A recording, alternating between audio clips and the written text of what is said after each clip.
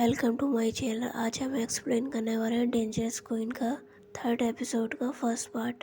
पिछले एपिसोड में आपने देखा जो क्वीन होती है वो बोंदिता को अपनी कार में बैठने के लिए बोलती है, पर जो बोंदिता होती है वो मना कर देती है। उसके बाद क्वीन को काफ़ी ज़्यादा गुस्सा आ जाता है और वो बोंदिता से पूछती है तुम्हें कहाँ जाना है, तो बोंदिता उसे मना कर देती है और बोलती है वो अपने एक फ्रेंड का वेट कर रही है, वो उसके साथ जाएगी। उसके बाद क्वीन को उसकी मॉम का कॉल आता है और वो अर्जेंटली उसे घर बुलाती है। क्वीन घर के लिए निकलती है। नेक्स्ट सीन शिफ्ट होता है, उसके जो मॉम डैड होते हैं उसके घर में वेट कर रहे होते हैं। उसके बाद क्वीन वहाँ पहुँचती है।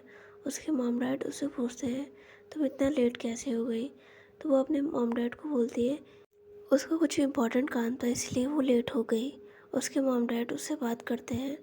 उसके बाद क्वीन भी उनसे बात करती है। उसके बाद नेक्स्ट सीन शिफ्ट होता है, जो क्वीन होती है वो कुछ काम कर रही होती है। उसके बाद वो अपने एक बॉडीगार्ड को बोलती है बोनीता पर नज़र रखने के लिए। उसके बाद जो क्वीन होती है वो अपने घर में न्यूज़पेपर रीड कर रही होती है। उसके बाद उसे उसके बॉडीगार्ड का कॉल आता है कि बोनीता जो है वो अपने घर सही सलामत पहुंच गई है।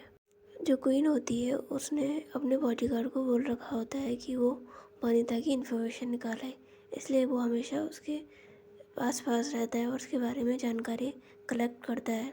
उसके बाद वो क्वीन को कॉल करता है कि जो वनिता है वो अपने घर पर है और सेफ है, और वे जानकारी वो वनिता के बारे में उसे देता है। उसके बाद जो क्वीन होती है वो दोबारा न्यूज़पेपर रीड करने लगती है और फ़ोन कट कर देती है। उसके बाद नेक्स्ट सीन शिफ्ट होता है, जो वनिता होती है वो अपने घर पहुंच जाती है और उसे काफ़ी ज़्यादा लेट हो जाता है।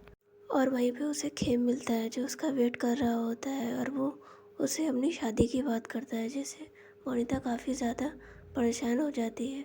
वो उसे शादी नहीं करना चाहती, इसलिए वो उसे मना करती है। फिर भी जो खेम होता है वो नहीं मानता है। उसके बाद जो वनिता होती है वो अभी के लिए उसे हाँ कर देती है। उसके बाद जो खेम होता है उसे जाने के लिए बोलती है और खेम वहाँ से चला जाता है। जो वनिता होती है वो खेम की बातों से काफ़ी ज़्यादा परेशान हो जाती है और वो सोचती है अपने घर से दूर जाने की। वनिता सोचती है कि उसकी मॉम उसे बस पैसों के लिए यूज़ कर दे, और जो वो लड़का होता है उसका नेबर खेम उससे शादी करने के लिए बोलती है उसे पैसों के लिए।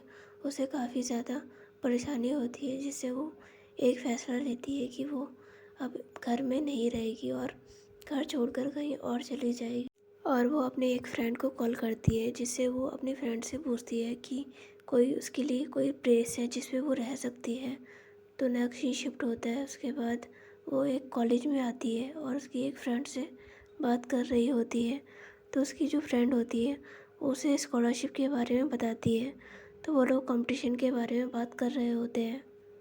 जो वनिता होती है वो सोच रही होती है कि अगर वो ये कंपटीशन जीत जाएगी तो उसकी सारी प्रॉब्लम सॉल्व हो जाएगी।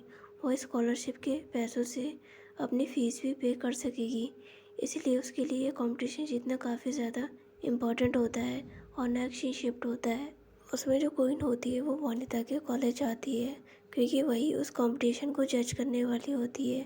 जब वनिता क्वीन को देखती है तो वो एकदम शॉक हो जाती है। उसके बाद कंपटीशन शुरू होता है। क्वीन वनिता को ही विनर अनाउंस करती है और उससे बहुत ज़्यादा अच्छा परफॉर्म किया है ये बोलती है, जिससे वनिता इस कंपटीशन को जीत जाती है। और जो बाकी जजेस होते हैं वो भी वनिता से काफ़ी ज़्यादा इम्प्रेस होते हैं। उसके बाद जो क्वीन है वो वहाँ से जाने लगती है। जो वनिता होती है उसे देखती रहती है, जो क्वीन होती है उसे इग्नोर कर देती है। तो वनिता को याद आता है कि उसने क्वीन के साथ बहुत बुरा बिहेव किया, इसीलिए वो क्वीन को सॉरी बोलना चाहती थी और क्वीन वहाँ से निकल जाती है। उसके बाद जो वनिता होती है वो अपनी फ्रेंड से बात करती है कि उसे किसी को बिना गलती के सॉरी बोलना चाहिए या नहीं बोलना चाहिए। तो उसकी जो फ्रेंड होती है वो काफ़ी ज़्यादा कंफ्यूज हो जाती है। उसके बाद जो वनिता होती है वो देखती है कि उसका जो नेबर खेम है वो भी कॉलेज आ जाता है। उससे बचने के लिए जो वनिता होती है वो कॉलेज के बाहर भागने लगती है और उसे छुपने की कोशिश करती है। उसके बाद वो अचानक से क्वीन की कार को देखती है और वो खेम से छुपने के लिए क्वीन की कार के अंदर बिना परमिशन के चली जाती है। उसके बाद जो क्वीन होती है वो उसको देखती है और उसे देखकर काफ़ी ज़्यादा शॉक हो जाती है। उसके बाद जो क्वीन होती है वो बस उसे देखती है। जो बोनीता होती है वो काफ़ी ज़्यादा डरी होती है।